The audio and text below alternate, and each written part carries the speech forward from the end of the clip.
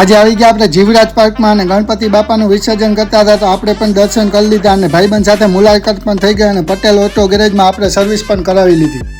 જય શ્રી રામ દોસ્તો and good afternoon. કહાની કંઈક એવી છે કે આપણે સ્કૂટી સ્ટાર્ટ નહોતી થતી તો એને મૂકવા જવાનું હતું આપણે સમારકામ કરવા. અચ્છા. બહુ મહેનત કર્યા બાદ સ્કૂટી ચાલુ થઈ ગઈ એટલે હું ને રાહુલભાઈ નીકળી ગયા સ્કૂટીને ગેરેજમાં મૂકવા. આ બધા ગણપતિ બાપાનું વિસર્જન કરવા જતા હતા અને મેં કીધું કે મને છોડીને ન જાવ, मेरे को जाना पड़ेगा.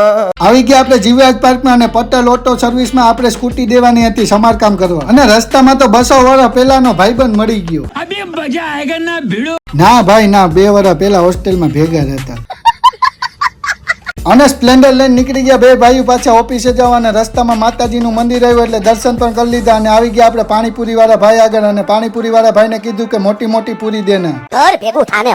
પાણીપુરી ખાઈને નીકળી ગયા આપણે ઓફિસે જવા. ત્યાં સુધી જય Shri Ram and bye bye. મળીએ આપણે નવા વ્લોગમાં.